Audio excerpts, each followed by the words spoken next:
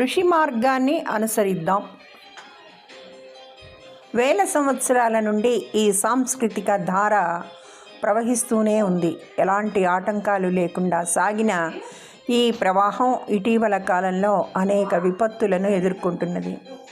వశిష్ఠ, విశ్వామిత్ర, పతంజలి, యజ్ఞవల్క్య, కపిల, వ్యాస మహర్షి వంటి మహనీయులతో ప్రారంభమై శంకరాచార్య, రామానుజ, మాధ్వ, నింబార్క, బుద్ధుని వంటి మహనీయులతో వికసించి రామకృష్ణ, వివేకానంద, అరవింద, రమణ మహర్షి, మలయాళ స్వాముల వరకు కొనసాగింది. ఆ కొసను అందుకొని దేశంలో ఎందరో మహనీయులు తమ బోధనలను కొనసాగిస్తున్నారు. ఈ ఆశ్రమాలు, పీఠాలే కాకుండా దేశంలో వివిధ సాంప్రదాయాలకు చెందిన ఎందరో గొప్ప గొప్ప మహనీయులు ఉన్నారు. వారంతా వైదిక, పౌరాణిక, సంస్కృతి, రామాయణ, భారత, భాగవత, ఉపనిషత్తుల తాత్విక దృక్పథాన్ని ఈ దేశ ప్రజలకు అందిస్తూనే ఉన్నారు. అవన్నీ మనసులో స్థిరంగా నాటుకున్నాయి. ఆ వాసన ఎంతో కొంత మనలో కూడా లేకపోలేదు. కాబట్టే సాంప్రదాయ రక్షణ ఈ మాత్రమన్నా జరుగుతున్నది. ఇటీవల పరిణామాలు ఈ సాంప్రదాయ రక్షణకు గొడ్డలిపెట్టుగా మారాయి. ఆర్థిక వ్యవస్థను సరళీకరణ పేరుతో వ్యాపారంగా మార్చిన విదేశీ కంపెనీలు కొత్త కొత్త పండుగలను, volunteers, Father's Day, Mother's Day పేర్లతో మనపై దాని ప్రభావం పడుతుంది. అందులోని సుఖభోగ లాలస పిల్లల్ని సైతం తన వైపు లాక్కుంటున్నది. ఈ విష సంస్కృతి నుండి పిల్లల్ని కాపాడుకోవాల్సిన బాధ్యత తల్లిదండ్రులదే.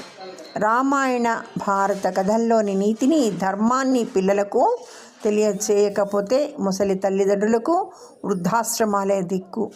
కుటుంబం నుండి విడిపోయి ప్రేమతత్వాన్ని వదిలిపెట్టి ఆధునికత పేరుతో వింత పోకడలకు పోవడం మన దేశ సంస్కృతి కాదు, కానేరదు. ధర్మరక్షణ చేయాల్సిన మనం ఋషి మార్గీయులమవుదాం. సనాతన ధర్మాన్ని రక్షించి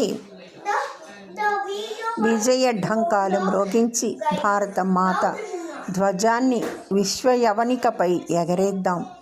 మనకెందుకు ఈ పతనం, ఇలా ఎందుకు జరుగుతోంది అని విచారిస్తే సనాతన భారతంలో గంగా, యమున, సరస్వతి లాంటి నదులు ప్రవహించాయి.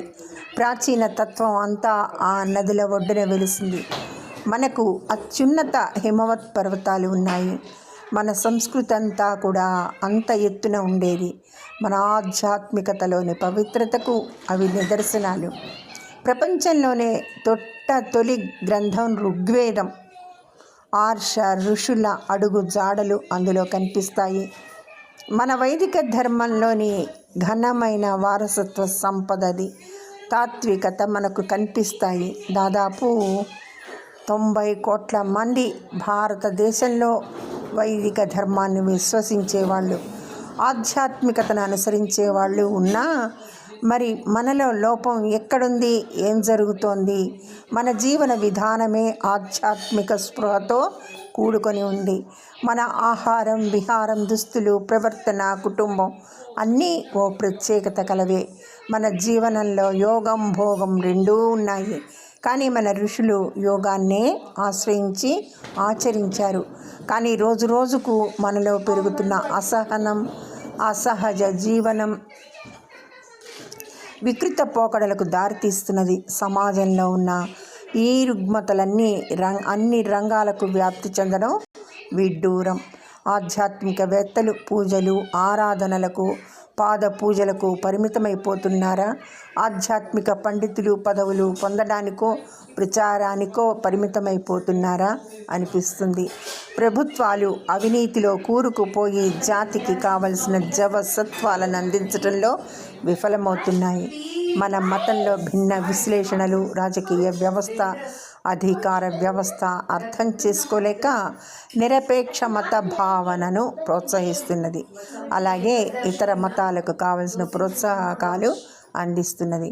సమాజంలో ప్రచార ప్రసార మాధ్యమాలు బాధ్యత వహించకుండా ఆ పూట ప్రకటన కొరకు తాపత్రయపడుతూ శాశ్వత విలువలకు సమాధి కడుతున్నది. ఆధ్యాత్మికత అంటే ఏమిటో తెలియని మూర్ఖులు ఆధ్యాత్మిక అంశాలపై వివాదం ఏర్పడినప్పుడు చర్చల్లో పాల్గొని హిందూ సమాజాన్ని బజారుకి ఈడుస్తున్నారు. హేతువాదం, లౌకికవాదం పేరుతో సర్వ సృష్టి నియామకుడైన దేవుని ఉనికిని ప్రశ్నిస్తూ వైదిక ధర్మ ప్రతిష్టతను మంటగలుపుతున్నారు. ఇదే ఇతర మతాల వాళ్ళను ప్రశ్నించడం లేదు. సత్యం కొరకు పాటుపడాల్సిన మేధావులు పక్షపాతం వహించడం పెద్ద నేరం. ఈ ప్రశ్నలకు సమాధానం ఒక్కటే, అదే వైదిక ధర్మాచరణ. నీ ధర్మంలోని గొప్పతత్వం నీవు తెలుసుకోవాలి. అప్పుడు నీకు ఉన్నతం సిద్ధిస్తుంది, లేకుంటే నీకు పతనం తప్పదు. తస్మాత్ జాగ్రత్త. ఓం శ్రీ గురుభ్యో నమః. సర్వే జనా సుఖినో భవంతు. ధన్యవాదములు.